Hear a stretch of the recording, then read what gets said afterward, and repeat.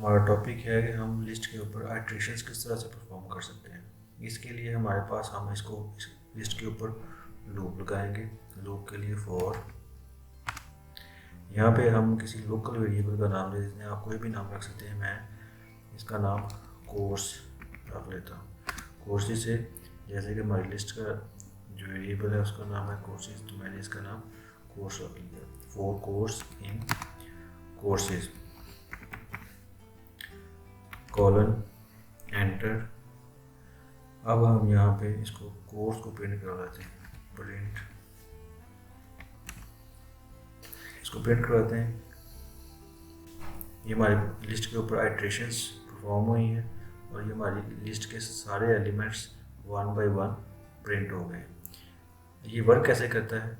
अब हमारे पास कोर्सेज के अंदर ये सारे एलिमेंट्स स्टोर हैं इस कोर्सेज के वेरिएबल के अंदर। तो होता ये है कि फॉर का मतलब है लूप, ये बार बार आइट्रेशंस चलेंगी। कोर्सेज के अंदर पहला वेरिएबल है पाइथन, एलिमेंट है, पहला एलिमेंट है पाइथन, वो इस कोर्स में आएगा। कोर्सेज से इस कोर्स के अंदर आएगा और ये प्रिंट हो जाएगा। तो ये हमारे पास पहली आइट्रेशन परफॉर्म हो गई। उसके बाद अगेन ये कोर्सेज के पास जाएगा। अब इस कोर्सेज के अंदर सेकंड जो हमारे पास एलिमेंट है वो नेटवर्किंग है। नेटवर्किंग कोर्सेज से कोर्स के अंदर स्टोर होगा और ये इसको हम कोर्स को प्रिंट करवाया तो हमारे पास नेटवर्किंग प्रिंट हो गया। इसी तरह से कोर्सेज के अंदर हमारे पास ये पूरी लिस्ट है। तो इस तरह से हम लिस्ट के ऊपर आइट्रेशंस परफॉर्म कर सकते हैं लूप के ज़रिए। यहाँ पे हमारे पास कोर्स एक लोकल वेरिएबल है जिसको इसकी बॉडी में ही एक्सेस किया जा सकता है। दूसरी कोडिंग लैंग्वेजेस में जब भी हमने कोई लूप, कोई फंक्शन या कोई कंडीशन लगानी होती है तो उसकी बॉडी के लिए हम कर्ली ब्रैकेट्स लगाते हैं। इन कर्ली ब्रैकेट्स के अंदर सारा कोड लिखा जाता है। इन कर्ली ब्रैकेट्स के अंदर जितना कोड होगा वो इसकी बॉडी कहलाएगी, इस लूप की। अगर जब फंक्शन होता है तो फंक्शन की बॉडी होती है। लेकिन पाइथन में ऐसा नहीं है। पाइथन के अंदर हम कर्ली ब्रैकेट्स नहीं लगाते। यहाँ पे हमारे पास फंक्शन, लूप या किसी भी कंडीशन के नीचे जितना कोड इंटेंडेड होगा, जितना कोड हम इंटेंडेड लिखेंगे वो ही इसकी बॉडी कहलाएगी। जैसे कि इसको अभी हमने प्रिंट किया है तो इसकी इंटेंडेड बॉडी के अंदर है।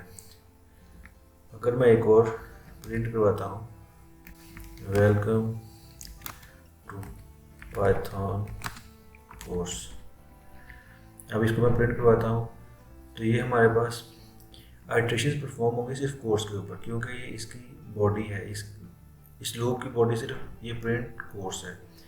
ये जो हमारे पास प्रिंट है ये इस बॉडी से बाहर है। बॉडी से बाहर किस तरह से है? क्योंकि ये इंटेंडेड नहीं है। जब भी कोई हम लॉजिक लिखते हैं उसके नीचे जितना कोड इंटेंडेड होता है सिर्फ वही कोड उस फंक्शन, लूप और कंडीशन की बॉडी समझा जाता है। पाइथन में जितना कोड भी इंटेंडेशन के साथ किसी कंडीशन के नीचे लिखा जाता है वो उसकी बॉडी समझा जाता है। और जैसे ही कोड इंडेंटेशन के बगैर लिखे वो लाइंस ऑफ कोड उस कंडीशन से बाहर होता है और कंडीशन के कंप्लीट एग्जीक्यूट होने के बाद चलता है।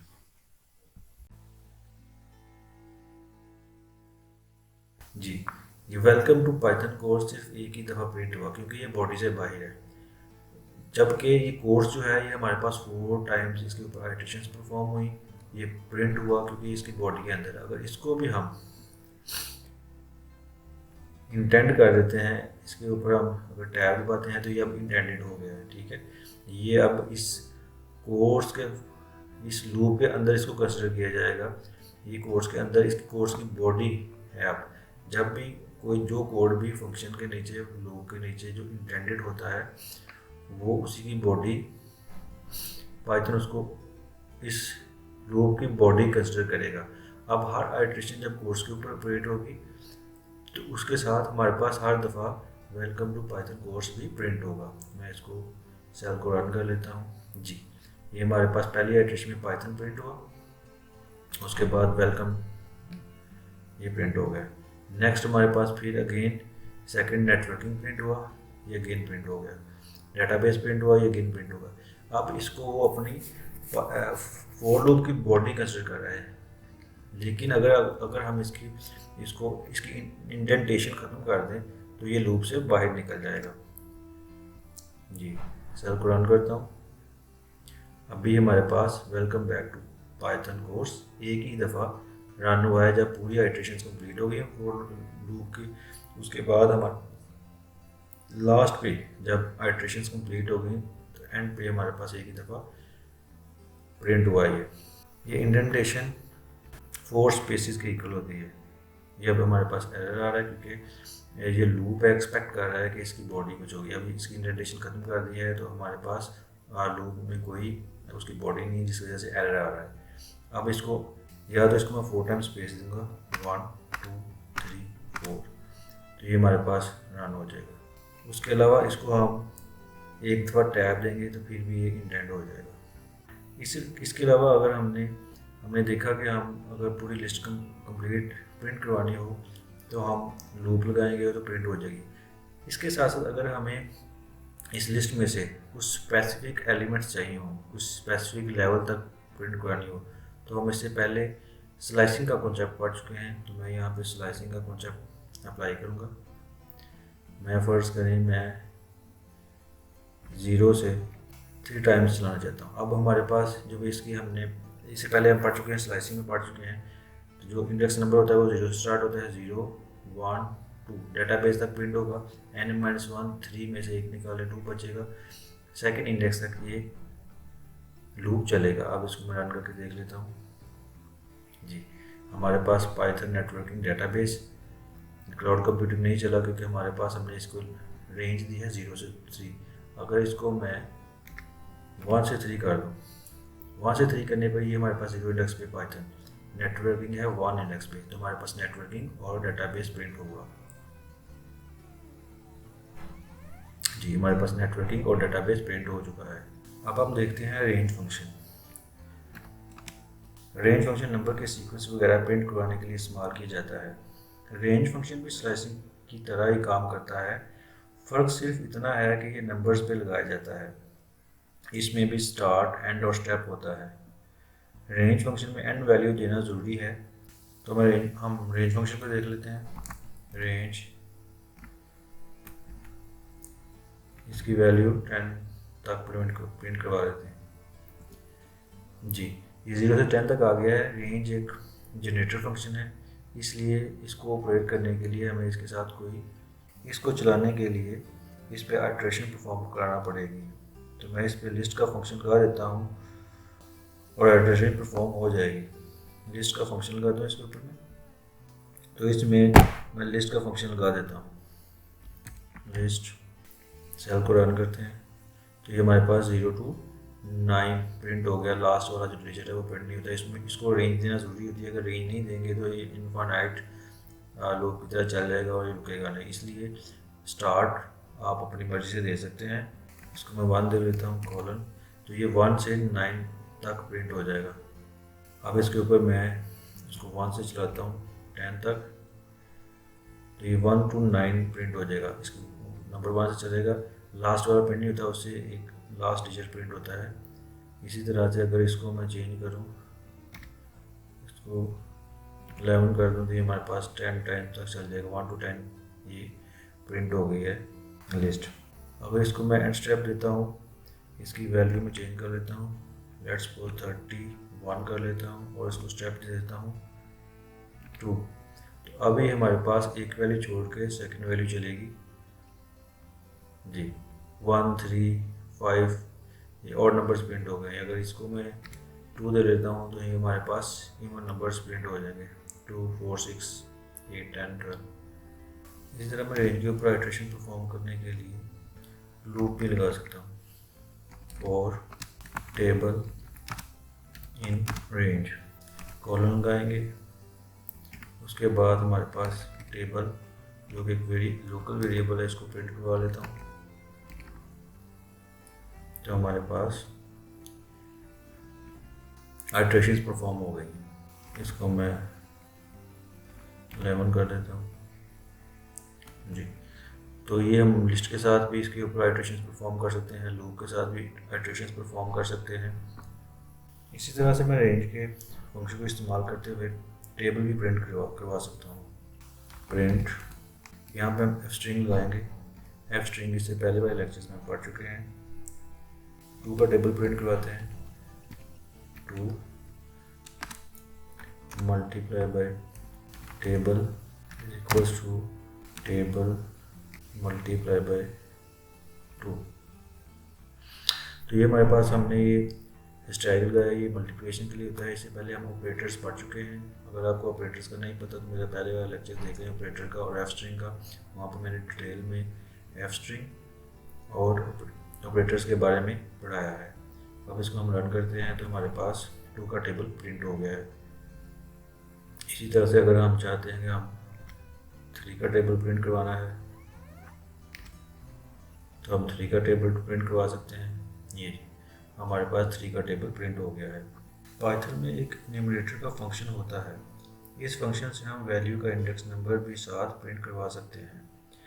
मैं एक लिस्ट ले लेता हूँ, इसके ऊपर लूप लगाते हैं for index comma course in enumerator courses colon print करवा देते हैं जी इंडेक्स को और कोर्स को। अब हमारे पास इंडेक्स और कोर्स जो है ये लोकल वेरिएबल्स हैं। इनको मैंने इन्यूमरेटर फंक्शन के साथ प्रिंट करवाना है। ये हमारे पास पाइथन, नेटवर्किंग और डेटाबेस, इसके हमारे पास इंडेक्स नंबर्स भी प्रिंट हो जाएंगे। इन्यूमरेटर फंक्शन का यही मकसद है कि जो हमारे पास जो भी वैल्यू है उसका जो इंडेक्स नंबर है वो भी साथ प्रिंट हो जाए। पाइथन हमारे पास 0 इंडेक्स के ऊपर है, नेटवर्किंग 1 इंडेक्स के ऊपर है, डेटाबेस 2 इंडेक्स नंबर के ऊपर है। इन्यूमरेटर फंक्शन में सबसे पहले हमने एक लिस्ट ले ली, उसके ऊपर लूप लगाया, उसमें हमने 2 लोकल वेरिएबल्स ले लिए, इंडेक्स और कोर्स। उसके बाद इन्यूमरेटर का फंक्शन लगाया, उसके अंदर ये लिस्ट का वेरिएबल का नाम दे दिया कोर्सेज और इन दोनों लोकल वेरिएबल्स को प्रिंट करवा दिया। प्रिंट कराने पे हमारे पास इन्यूमरेटर फंक्शन का यही फ़ायदा है कि हम इंडेक्स नंबर के साथ वैल्यू की प्रिंट करवा लेते हैं। लिस्ट कॉम्प्रिहेंसिव में क्या होता है कि हम कोड को शॉर्ट कर लेते हैं।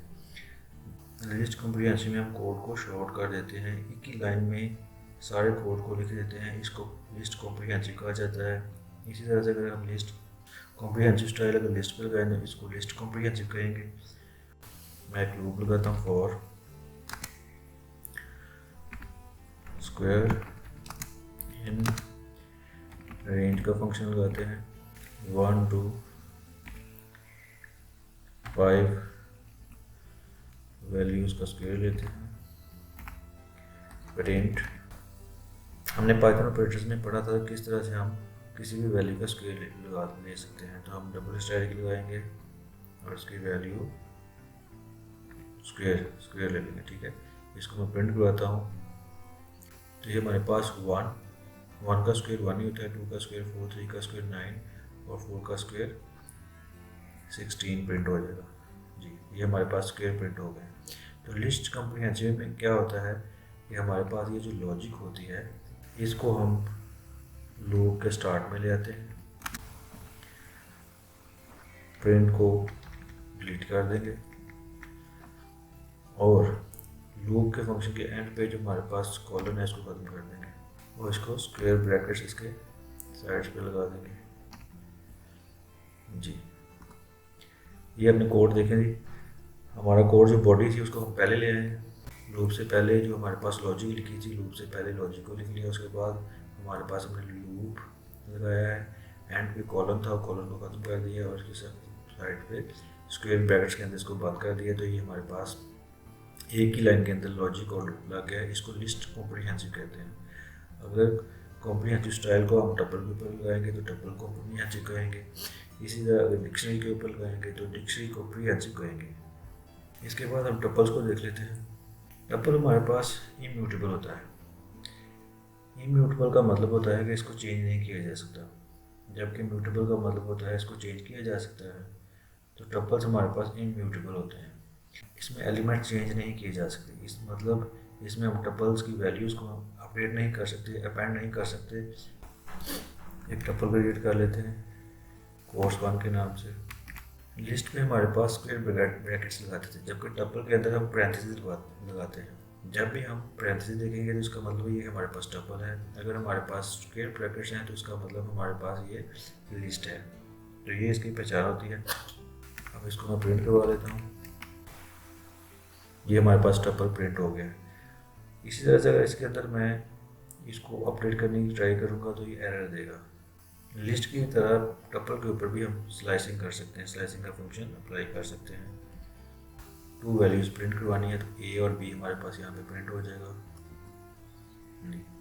ए और बी प्रिंट हो गया। अगर मैं चाहता हूँ कि बी और सी प्रिंट हो तो मैंने इंडेक्स नंबर 1 से लेके इंडेक्स नंबर 3 तक वैल्यूज दे दी हैं। ये हमारे पास ए 0 इंडेक्स पे है, बी 1 इंडेक्स पे और सी 2 इंडेक्स पे है। तो 1 2 3 प्रिंट गया है तो लास्ट वाला जो इंडेक्स नंबर होता है वो प्रिंट नहीं होता, उसे पहले वाला इंडेक्स प्रिंट होता है। तो हमारे पास बी और सी प्रिंट हो जाएंगे। टपल के ऊपर हमने स्लाइसिंग का फंक्शन लगा के भी चेक कर लिया है, लेकिन टपल के अंदर वैल्यूज़ को अपडेट और ऐड नहीं किया जा सकता। ऐसे ही अगर टपल के अंदर मैं किसी वैल्यू को अपडेट करना चाहता हूँ तो मैं उसको अपडेट नहीं कर पाऊँगा। मैं लेट से 0 इंडेक्स के ऊपर वैल्यू चेंज करना चाहता हूँ, इसकी अपडेट करना चाहता हूँ। तो मैं 0 इंडेक्स के ऊपर है ए, इसको एक्स से रिप्लेस करना चाहता हूँ, अपडेट करना चाहता हूँ। क्योंकि टपल इम्यूटेबल है, इसके अंदर वैल्यूज़ को अपडेट या ऐड नहीं किया जा सकता, तो इसलिए एरर आएगा जी। ये हमारे पास एरर आ रहा है क्योंकि टपल इम्यूटेबल होता है, इसकी वैल्यूज़ को चेंज नहीं किया जा सकता। ऐसे ही अगर मैं किसी टपल के अंदर कोई वैल्यू, कोई एलिमेंट ऐड करना चाहूँ तो वो ऐड नहीं हो सकती। अपेंड के साथ हम लिस्ट में वैल्यूज़ ऐड करते थे, तो मैं अपेंड का फंक्शन लगाता हूँ। अपेंड के फंक्शन लगाने से हमारे पास एरर आ रहा है क्योंकि टपल के अंदर वैल्यूज़ अपडेट और ऐड नहीं की जा सकती, इसलिए टपल अलाउ नहीं करता अपेंड का फंक्शन। इसलिए टपल के ऊपर अपेंड का फंक्शन अप्लाई नहीं किया जा सकता। ये आज का हमारा टॉपिक था। Thank you.